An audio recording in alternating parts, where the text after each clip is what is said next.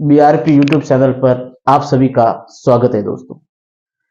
जैसा कि आप जानते हैं दोस्तों कि बोर्ड के एग्जाम शुरू हो चुके हैं और आप तैयारी में लगे हुए हो।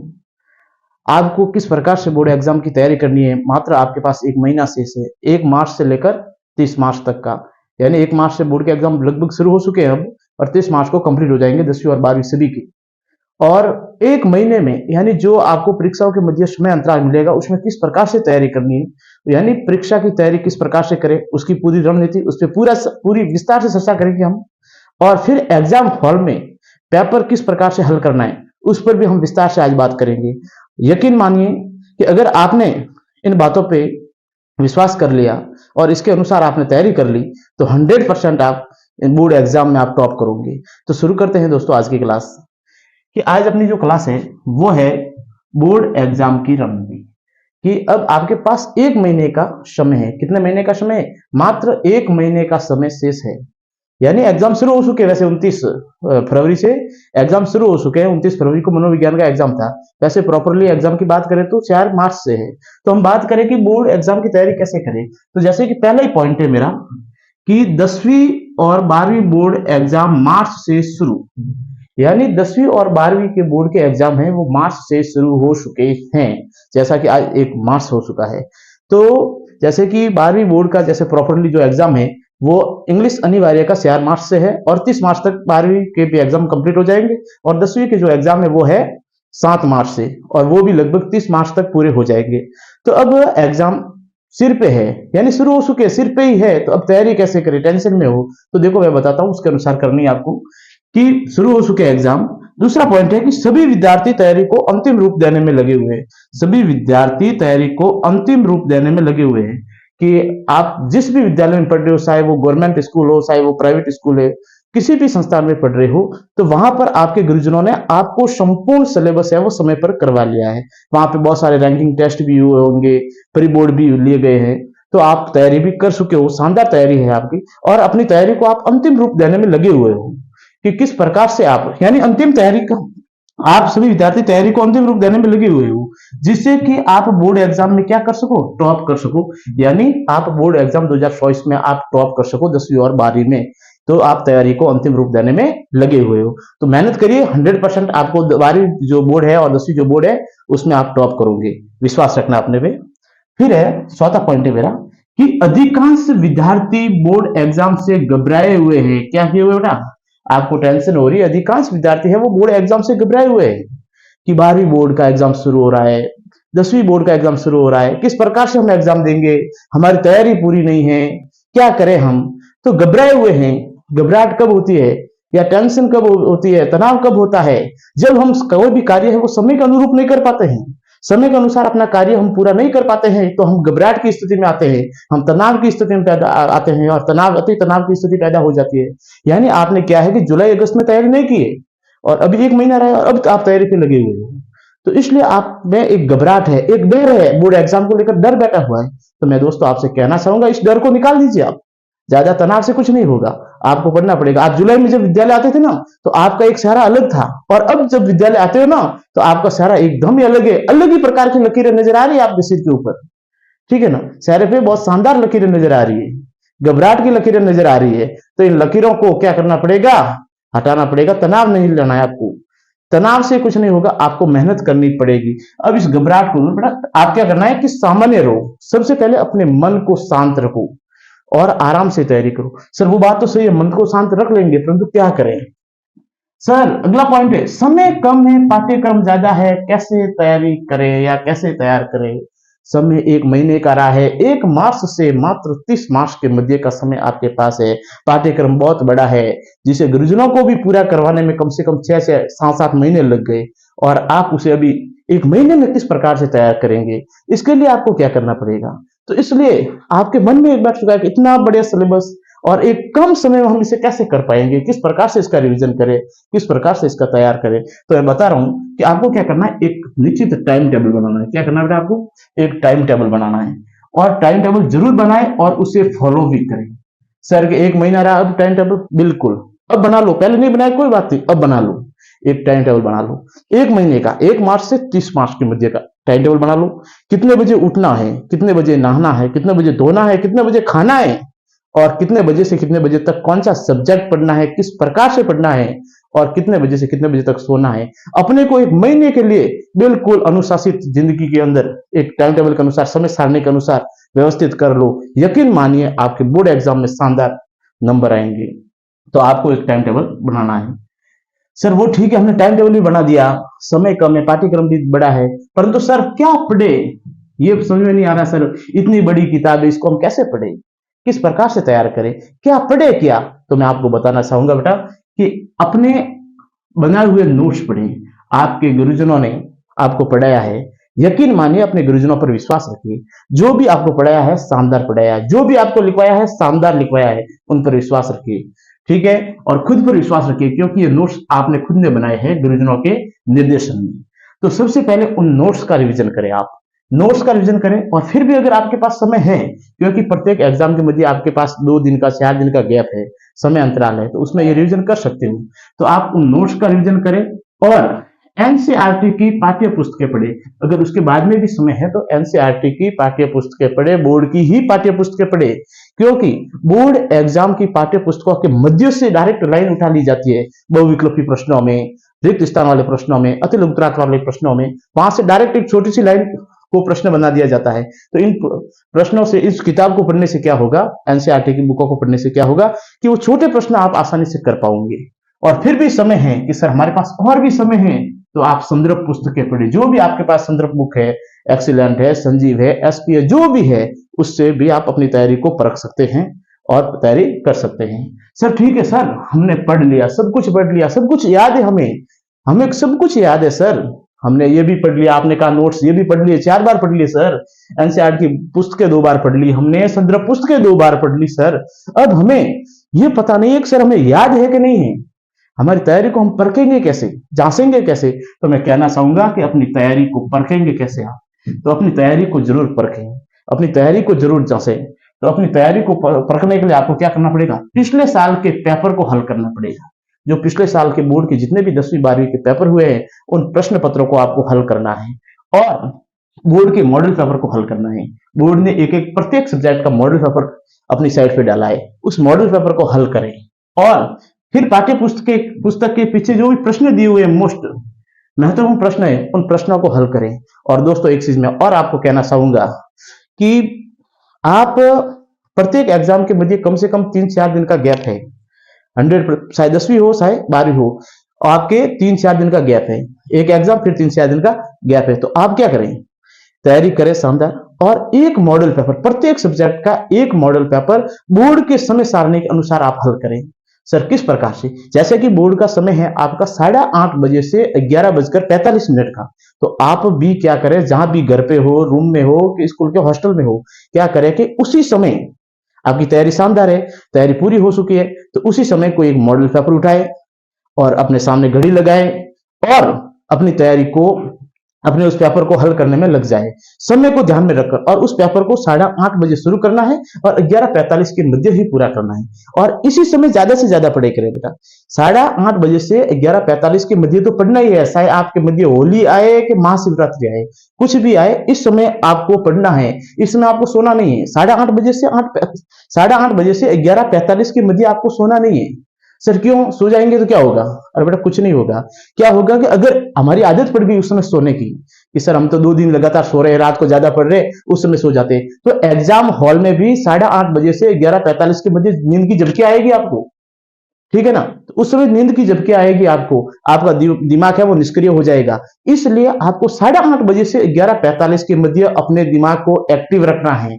इस समय आप मॉडल पेपर हल करें या जो भी है कुछ पढ़े, आपको सोना नहीं है, फालतू खेलना नहीं है, इस समय को वेस्ट नहीं करना है, ये ध्यान रखना है आपको। तो इस प्रकार से आपको तैयारी करनी है। अरे दोस्तों, बीआरपी 1992 यूट्यूब चैनल को भी सब्सक्राइब कर लो, लाइक कर लो, शेयर कर लो। इसमें बेटा लाइक और शेयर करने में ना खर्चा लगता है ना पैसा लगता है, सिर्फ एक अंगूठा लगता है। यार कर लो ना लाइक, सब्सक्राइब और शेयर, आपका क्या जाता है, हम भी तो मेहनत आपके लिए ही तो कर रहे हैं। प्लीज एक बार जरूर करें। अब हम बात कर रहे हैं कि बोर्ड एग्जाम की रणनीति में कि नींद कितनी ले सर। सर बहुत से लड़के हैं जिसे बहुत नींद ज्यादा आती है, और बहुत से ऐसे लड़के जिनको नींद ही नहीं आती है। अब क्या करें, नींद ही नहीं आती क्योंकि टेंशन है सर, एग्जाम की टेंशन है, तो नींद नहीं आती है। तो नींद कितनी लें, तो आपको बेटा कम से कम 6 से 7 घंटे नींद लेनी है। कम से कम 6 से 7 घंटे नींद लेनी है आपको। कितने घंटे नींद लेनी है? 6 से 7 घंटे आपको नींद लेनी है। क्योंकि सर क्यों 6 से 7 घंटे क्यों नींद ले सर? 3 से 4 घंटे काफी नहीं है? 2 से 3 घंटे काफी नहीं है? या 10-15 घंटे ले ले तो नहीं, 6 से 7 घंटे आपको नींद लेनी अनिवार्य है।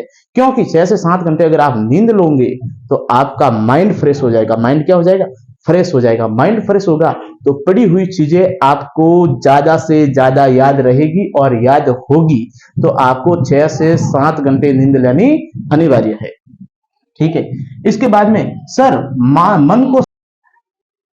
मन को शांत कैसे रखें? सर नींद लेने की बात करते हो सर, या तो मन में हजारों विचार चलते हैं, पेपर कैसा आएगा, प्रश्न हार्ड आएंगे, सरल आएंगे, क्या करें? विचार ही सर ऐसे आ रहे हैं मन में, तो क्या करें सर? नींद तो आती नहीं है, फिर मन को शांत। तो आप मन को शांत रखो बेटा। मन को शांत रखने के लिए सर कैसे रखे? तो आप 10 मिनट के लिए योगा कर सकते हो, योगा कर सकते हो, व्यायाम कर सकते हो, ध्यान कर सकते हो, और अपने मन को शांत रख सकते हो। ठीक है सर। कहाँ पढ़े सर? कहाँ पढ़े? कहाँ पढ़े? तो आपको पढ़ने के लिए स्थान भी, जो स्थान है ना जहां आप पढ़ाई कर रहे हो, जो आपका रूम है वो रूम होना चाहिए। वहां पर पास में कैसी माहौल होना चाहिए? शांत वातावरण होना चाहिए। कैसा वातावरण होना चाहिए? शांत वातावरण होना चाहिए। और साथ में शांत वातावरण प्लस वहां पर रोशनी भी पर्याप्त मात्रा में होनी चाहिए, प्रकाश भी पर्याप्त मात्रा में होना चाहिए। रोशनी भी पर्याप्त मात्रा में होनी चाहिए, जिससे कि ज्यादा से ज्यादा आपके आंखों पे असर न पड़े। ठीक है। इसलिए पर्याप्त प्रकाश होना चाहिए और शांत वातावरण होना चाहिए। ठीक है सर। परंतु वो बात तो सही है, पर स्वास्थ्य का भी तो ध्यान रखना अनिवार्य है ना। अपने स्वास्थ्य का ध्यान रखना अनिवार्य है। तो स्वास्थ्य का क्या करें? स्वास्थ्य का ध्यान रखें। स्वास्थ्य का ध्यान रखना बहुत ही जरूरी है। नहीं तो क्या है कि ज्यादा टेंशन लेने से, अपने खान पान का ध्यान न रखने से, समय पर भोजन नहीं करने से, नाश्ता नहीं करने से, सिर्फ एग्जाम के बारे में सोचने से क्या हो सकता है? आपका स्वास्थ्य बिगड़ सकता है। स्वास्थ्य बिगड़ने से आपका पेपर गड़बड़ा सकता है। ठीक है। चाहे आपने 12 महीने कितनी ही कोशिश की है, कितनी ही मेहनत की है, परंतु आपका मेन जो समय है वो होगा बोर्ड एग्जाम हॉल का समय। तो उसमें अपने स्वास्थ्य का पूरा पूरा ध्यान रखना है। तो स्वास्थ्य का आपको ध्यान रखना है। वो बात सही है सर। पहले क्या पढ़े? पहले क्या पढ़े सर? अलग अलग प्रकार के प्रश्न आएंगे, बहुविकल्पी प्रश्न आएंगे, रिक्त स्थान वाले आएंगे, अति लघुत्रात्मक आएंगे, लघुत्रात्मक आएंगे, वृत्त उत्तरीय आएंगे, और निबंधात्मक प्रश्न आएंगे। सर पहले क्या तैयार करें? तो वो नोट्स तो बता दिया कि नोट्स पढ़ने हैं आपको। ठीक है। उसके बाद में आपको एनसीईआरटी की पाठ्य पुस्तक पढ़नी है, समय है तो आप संदर्भ बुक भी पढ़ सकते हो।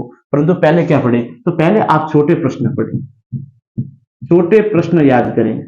छोटे प्रश्न याद करोगे ना, छोटे प्रश्न पढ़ोगे तो क्या होगा कि आपका जो कॉन्सेप्ट है वो क्लियर हो जाएगा। Concept is clear. Concept clear हो जाएगा ना, तो फिर आपको समझ में आ जाएगा। और छोटे प्रश्नों के बाद में आप बड़े प्रश्न पढ़े, फिर बड़े प्रश्न पढ़े। पहले छोटे प्रश्न पढ़े और फिर बड़े प्रश्न पढ़े। ठीक है। तो इस प्रकार से आपकी पढ़ने की रणनीति होनी चाहिए। उसके बाद वो बात तो सही है, अन्य बातें और भी ध्यान देने योग्य बातें हैं। बोर्ड एग्जाम की रणनीति में अन्य बातें भी ध्यान दे सकते हैं। क्या सर? क्या ध्यान देने वाली योग्य बातें हैं? जैसे कि आत्मविश्वास होना चाहिए, अपने पर पूरा विश्वास होना चाहिए कि मैं ये करके बताऊंगा, यानी मैं इस 10वीं 12वीं बोर्ड के एग्जाम में टॉप करके ही रहूंगा। तो अपने पर पूरा आत्मविश्वास होना चाहिए। और आपके दिमाग में नकारात्मक विचार आते हैं तो वो दबने चाहिए। और कैसे विचार आने चाहिए? सकारात्मक। हमेशा सकारात्मक विचारों से ओतप्रोत रहना है। सकारात्मक विचार। और सर और क्या ध्यान दें? तो आपको हल्का फुल्का भोजन भी समय समय पर करते रहना है, और नाश्ता भी समय समय पर करते रहना है। ये तो बात की हमने किसकी? बोर्ड एग्जाम की रणनीति की, 1 मार्च से 30 मार्च के मध्य। परंतु अब हम बात करेंगे किसकी? कि मेन एग्जाम के दिन हम एग्जाम हॉल में किस प्रकार से पेपर को हल करें, उसके बारे में हम बात करेंगे। अभी एग्जाम हॉल में जब हम एग्जाम देने जा रहे हैं तो किस प्रकार से हम वहां जाए। तो एग्जाम हॉल की रणनीति की बात करें तो आपको सबसे पहले क्या करना है? सबसे पहले अपने घर से जब आप निकलते हो तो सर्वप्रथम मां शारदे को याद कर लो, सरस्वती माता को याद कर लो। आध्यात्मिकता भी बहुत ही जरूरी है, मेहनत है, 10% किस्मत भी होती है, तो आप याद कर लो। और अपने माता पिता का और गुरुजनों का आशीर्वाद ले। माता पिता के शरण स्पर्श करें और गुरुजनों के शरण स्पर्श करें और आशीर्वाद लेकर सकारात्मक होकर आप युद्ध की ओर तैयारी करें, एग्जाम हॉल की ओर तैयारी करें। फिर बेटा आप सबसे पहले घर से निकलते हो, ये तो कर लिया आपने, उसके बाद में आप देख ले कि आपने एडमिट कार्ड अपने साथ रखा कि नहीं रखा। क्योंकि अधिकतर लोग क्या होते हैं, इस घबराहट में, एग्जाम हॉल की घबराहट में कि एग्जाम देने जाना है, इसकी घबराहट में एडमिट कार्ड घर पे भूल जाते हैं और फिर वहां सेंटर पे जाते हैं और फिर कहते हैं अरे यार मैं तो जो था ना एडमिट कार्ड वो भूल गया। तो एडमिट कार्ड को वहीं भूल जाते हैं। तो चेक करें कि एडमिट कार्ड हमने लिया या नहीं लिया। तो एडमिट कार्ड अपने साथ लें और उसके बाद में पेन, पेंसिल, रबर, स्केल इत्यादि जितनी भी आवश्यक सामग्री है जो अपने को एग्जाम हॉल में चाहिए, युद्ध के अंदर जितने भी शस्त्र चाहिए उसी प्रकार से हम एग्जाम देने जा रहे हैं। तो एग्जाम में पेन, पेंसिल, रबर, स्केल जितनी भी आवश्यक सामग्री की आपको आवश्यकता पड़ेगी वो अपने साथ रखें। ऐसा नहीं है कि आप पेन ही भूल के जा रहे हो घर पे, युद्ध में जा रहे हो और आप हथियार घर पे भूल के जा रहे हो, तो कोई मतलब नहीं है। यानी सेम वही है बेटा कि आप एग्जाम में जा रहे हो ना, तो पेन, पेंसिल वगैरह ये अपने साथ होनी चाहिए। ऐसा नहीं है कि फिर सर से बोलना पड़े सर मैं पेन भूल के आ गया घर पे, तो फिर आप क्या एग्जाम देने आए हो, पेन ही घर पे भूल गए। तो अपनी आवश्यक सामग्री अपने साथ लेकर जाएं। ठीक है सर, ये ले लिया हमने। फिर क्या करें कि एडमिट कार्ड पर हिंदी में व अंग्रेजी में शब्दों में, अंकों में जो भी रोल नंबर लिखने होते हैं ना वहां, तो ये पहले ही एंट्री कर लें। हिंदी में प्रवेश पत्र पर नीचे लिख दें, अंग्रेजी में भी प्रवेश पत्र पर नीचे लिख दें अपने रोल नंबर, क्योंकि अधिकतर को लिखना ही नहीं आता इंग्लिश में। फिर अरे बताना, तो फिर कौन बताएगा वहां, इसलिए ये पहले लिख कर जाना है आपको। ध्यान देना, ये नॉर्मल बातें हैं कि सर ये क्या बता रही है, तो हमें पता ही है, फिर भी देख लो बेटा, फिर भूल जाओगे। और फिर भी मैं बता रहा हूं, फिर भी मैं कहता हूं कि बहुत से लड़के भूल के जाएंगे एग्जाम सेंटर पे। ठीक है सर, ये ठीक है। और फिर आपको अगला पॉइंट है कि आधा घंटे कम से कम आपको पहले एग्जाम सेंटर पर पहुंचना है। पहले दिन जब आपका एग्जाम शुरू होगा तो आधा घंटे आपको पहले पहुंचना है एग्जाम सेंटर पर। ठीक है, वहां पर आपको दिशा निर्देश वगैरह दिए जाएंगे, तो पहले पहुंचना है। और बाकी दिन जो एग्जाम होगा उसमें कम से कम 15 मिनट पहले आपको एग्जाम सेंटर पर पहुंचना है। इस बात का ध्यान रखें। नहीं, ऐसा नहीं है कि एग्जाम शुरू हो गया, 15 मिनट हो गए और उसके बाद में आप जा रहे हो, फिर आपको अंदर एंट्री भी नहीं मिलेगी। तो इसलिए आप ध्यान रखना ये, ठीक है, आधा घंटे पहले जाना। फिर आप एग्जाम सेंटर में पहुंच गए हो, अब आप तनाव में हो, अति तनाव में हो, टेंशन में हो, यानी एग्जाम हॉल में आप बैठने पर अपने मन को क्या रखें, शांत रखें कि पेपर कैसा आएगा, कितना हार्ड आएगा। अरे पेपर कागज का ही आएगा, उसमें वही 20, 25, 30 प्रश्न आएंगे, ठीक है, जिनके आपको उत्तर लिखने हैं। जिस प्रकार से सामान्य एग्जाम दिए आपने, जितने भी एग्जाम दिए आपने, 10वीं बोर्ड दी होगी, नमी दी है, बहुत सारे एग्जाम दिए, उसी प्रकार से नॉर्मल ये भी पेपर आएगा, वैसा ही एग्जाम होगा, डरने की आवश्यकता नहीं है। तो अपने मन को शांत रखें जब आप एग्जाम हॉल में रूम में बैठ जाते हो उस समय, ठीक है। और सकारात्मक सोचें, ऐसा नहीं सोचे कि पेपर कैसा आएगा, मुझे आएंगे इसके आंसर के नहीं आएंगे, ठीक है, मैं फेल हो जाऊंगा, मैं पास हो जाऊंगा, मेरे 95 बनेंगे कि नहीं बनेंगे।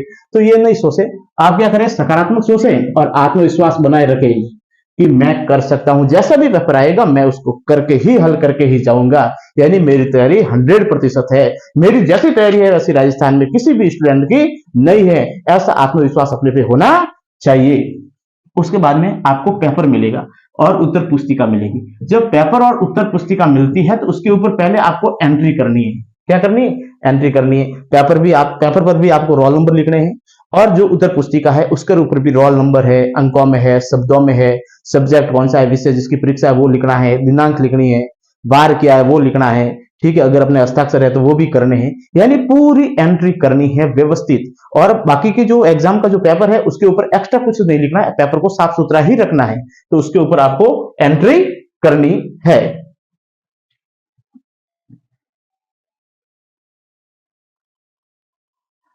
दोस्तों आपको पेपर भी मिल गया सर, पेपर पर एंट्री भी कर ली सर, हमने रोल नंबर लिख दिए पेपर पे, उत्तर पुस्तिका पे रोल नंबर, विषय वगैरह सब, डेट वगैरह, बार वगैरह सब लिख दिए, साइन वगैरह कर लिए। अब क्या करें सर, तो पेपर आपको मिल गया है, उसके ऊपर एंट्री कर लिए, तो उसके पहले क्या करना, आपको शुरुआत में जब पेपर मिले तो 10 मिनट एंट्री करने के बाद में 10 मिनट में शुरुआत में आपको प्रश्न पत्रों को पढ़ना है। जो आपके सामने प्रश्न पत्र है, जो पेपर है, उस पेपर में जितने भी प्रश्न हैं, बहुविकल्पी से लेकर निबंधात्मक प्रश्न, वो एक बार सभी को ससरी नजर से देखना है, सभी को पढ़ना है, जिससे कि आपका आत्मविश्वास बढ़ सके कि हाँ कि मुझे ये सभी प्रश्न आते है। और माना कि नहीं भी आते हैं तो आत्मविश्वास को गिराने की आवश्यकता नहीं है। धीरे धीरे अस्थायी मेमोरी से स्थायी मेमोरी में उनके उत्तर आएंगे आपके सामने। घबराने की आवश्यकता नहीं है। तो आपको सशरी नजर से 10 मिनट में शुरुआत में आपको प्रश्न पत्र को देखना है, इसके प्रश्न को देखना है। सर ठीक है, हमने प्रश्न पत्र देख लिए, फिर क्या है, जो प्रश्न आपको आते हैं पहले उनको हल करना है और अपनी कॉपी के अंदर लिखना है। जो प्रश्न आपको आते हैं उन प्रश्नों को क्या करना है, जो आपको आते हैं वो शुरुआत में लिखना है। जैसे 10 नंबर वाला पहले आ रहा है तो 10 नंबर डाल दो, उसका उत्तर प्रश्न नहीं लिखना है, उत्तर लिखना है और डायरेक्ट वो लिख दो। सर ठीक है, परंतु अधिकतर बच्चे क्या करते हैं, प्रश्न वो हल कर रहे हैं और प्रश्न संख्या ही नहीं लिखते। तो ये ध्यान रखना, प्रश्न संख्या आपको लिखना नहीं भूलना है। जो प्रश्न हल कर रहे हो 10 नंबर पहले कर रहे हो तो 10 नंबर लिखना है। कुछ क्या करते हैं 1 नंबर डाल देते हैं, ऐसा नहीं करना है। जो प्रश्न हल कर रहे हो वही संख्या आपको लिखनी है, तो प्रश्न संख्या लिखनी है और जो प्रश्न आपको आते हैं वो पहले हल करने हैं। ठीक है सर, अब हमको हल भी करने, परंतु अब उत्तर कैसे लिखे सर, प्रश्न का हम उत्तर कैसे लिखें कि हमारे पूरे में से पूरे नंबर आ सके, क्योंकि आपकी तैयारी पूरी है तो आपको उत्तर भी तो लिखना आना चाहिए। तो उत्तर कैसे लिखें, तो आप जो उत्तर लिखते हैं लिखते समय ये बात ध्यान रखें, आप हेडिंग लिखें। जो उत्तर लिख रहे हो उसकी हेडिंग डालें। जैसे कि बायोलॉजी किसे कहते हैं, तो पहले आप बायोलॉजी लिखें, हेडिंग डालें, या उसकी परिभाषा की हेडिंग डालें। तो आप क्या करनी है, हेडिंग डालनी। हेडिंग लिखने के बाद में अगर उसमें कोई सब हेडिंग है तो उसके बाद में सब हेडिंग भी डालें और वो भी लिखें, यानी और फिर जो आप उत्तर लिख रहे हो उस उत्तर को पॉइंट बना के लिखो। टू द पॉइंट उत्तर लिखोगे तो जिसको भी चेक करने वाला जो एग्जामिनर होगा उस एग्जामिनर को पता चलेगा कि वो क्या लिख रहा है बच्चा, उसको वो समझ सकता है आसानी से और उसे आसानी से वो पढ़ भी सकता है। तो हेडिंग डाले, सब हेडिंग डाले और जो उत्तर है उसको आपको निश्चित पॉइंट बनाकर उसके उत्तर लिखने हैं और जितना का है उतना ही लिखना है। जैसे कि प्रश्न अति लघुतरात्मक है और एक लाइन से लेकर एक शब्द में उसका उत्तर लिखना है, तो ऐसा नहीं कि उसमें पूरी 4 लाइनें लिख दो। ठीक है, जितना मांगा है 50 शब्दों में है तो 50 शब्द ही लिखने हैं। ऐसा नहीं कि वहां 4 पेज भर लो, कोई मतलब नहीं। जितना मांगा गया है एग्जामिनर जितना आपसे वो पेपर पूछ रहा है उतना ही लिखो आप। ठीक है सर, वो तो ठीक है। अब माना कि क्या है कि आपके डायग्राम भी होते हैं साइंस में वगैरह, डायग्राम आ गए, चित्र आ गए, तो वो भी साफ सुथरे बनाए और पेंसिल अपने साथ लेकर जाए। डायग्राम साफ सुथरे बनाने हैं और पेंसिल है, रबर है, शॉर्पनर है, ये अपने साथ होने चाहिए, ये ध्यान रखें। और माना कि प्रश्न आते हैं, अंतर वाले प्रश्न हैं, तुलना वाले प्रश्न हैं, सर इसे किस प्रकार से हल करें, तो इन प्रश्नों का उत्तर आपको सारणी बना के करना है। जैसे कि एक साइड डीएनए व आरएनए मंत्र बताइए, तो एक साइड डीएनए लिखो, आरएनए लिखो, बीच में लाइन खींचो और सारणी बढ़ाओ और फिर उसका तुलनात्मक अध्ययन करो और सही ढंग से उस प्रश्न को हल करोगे तो पूरे में से पूरे नंबर मिलेंगे और एग्जामिनर भी कॉपी चेक। क्या होता है बेटा कि आप कितने भी होशियार हो सकता है कि आप राजस्थान के टॉपर हो, परंतु उस एग्जामिनर जो कॉपी चेक करने वाला है उसको पता नहीं है कि आप टॉपर हो। तो आपको अच्छा परफॉर्म करना है का एग्जाम में, जो लिखने का तरीका है वो सुंदर होना चाहिए, शानदार होना चाहिए, एक अलग ही प्रकार की कॉपी लगनी चाहिए और वो आपका एक नंबर भी नहीं काट पाए। इस प्रकार से आपको काम करना है, साफ सुथरा अच्छी राइटिंग के साथ। सर वो तो ठीक है, परंतु मुख्य काम एक और है। क्या सर, आप ऐसा नहीं कि उत्तर तो लिखते जा रहे परंतु इसका ध्यान ही नहीं है। समय को ध्यान में रखना बहुत ही जरूरी है। समय को ध्यान में रखें कि कितने समय में, आप पहले फिक्स कर लो कि इतने समय में मुझे ये प्रश्न हल करने हैं। बहुविकल्पी प्रश्नों के लिए मैंने 10 मिनट का समय फिक्स किया है, रिक्त स्थान वालों के लिए मैंने 15 मिनट का समय फिक्स किया है, अति लघुतरात्मक के लिए मैंने 10 मिनट का समय फिक्स किया है। तो उस समय के अनुसार उस पेपर को हल करना है। फिर भी कई बार क्या होता है और हम एग्जाम से बाहर आते हैं तो कहते हैं कि मेरे तो 4 प्रश्न रह गए, समय ही नहीं मिला, समय कम पड़ गया। समय कभी कम नहीं पड़ता है। जो एक्सपर्ट पेपर बनाते हैं वो समय को ध्यान में रखकर ही बनाते हैं और एक सामान्य बालक को भी ध्यान में रखकर पेपर बनाया जाता है। तो आप समय को ध्यान में रखकर प्रश्नों को हल करना है। और माना कि समय अभाव के कारण से आपके 2-4 प्रश्न रह गए तो क्या करना है, आपको जल्दी से जल्दी, जैसे कि प्रश्न संख्या लगानी है और बड़ा प्रश्न निम्नात्मक रह गया है तो उसको एक प्रस्तावना, एक टू द पॉइंट, जो हेडिंग वगैरह है ना वो मेन पॉइंट लिखना। जिस प्रकार से निम्न लिखते हो ना तो उसकी वो प्रस्तावना पहले लिखते हो ना, वो पॉइंट लिख दो और फिर उसका दूसरा लिखो, शॉर्ट में करो, जिससे कि उस एग्जामिनर को पता चल सके कि ये बच्चा इसके बारे में इतना विस्तार से लिखना चाहता था परंतु समय अभाव के कारण से लिख नहीं पाया। तो जिसके कारण से आपके कम से कम नंबर कट सके और पूरे में से पूरे नंबर आ सके। सभी बच्चों को ऑल द बेस्ट, एग्जाम की अग्रिम शुभकामनाएं। और मैं आप भगवान से आशा करता हूं और मां शारदे से प्रार्थना करता हूं कि आपने जितना परसेंट सोचा है उतने प्रतिशत आपके बनेंगे, उतने अंक आपको मिलेंगे। दोस्तों, आत्मविश्वास बनाए रखना, क्योंकि आत्मविश्वास ही सफलता की कुंजी है। तो अपने खुद पे आत्मविश्वास बनाए रखना, अपने गुरुजनों पर आत्मविश्वास बनाए रखना, अपने इष्ट देव मां शारदे के ऊपर आत्मविश्वास बनाए रखना और अपने खुद के ऊपर आत्मविश्वास बनाए रखना सबसे बड़ी चीज यही है। आत्मविश्वास ही सफलता की कुंजी है। बेटा मेहनत करने वालों की कभी हार नहीं होती, तूफानों से डरकर नौका पार नहीं होती। जय श्री राम दोस्तों।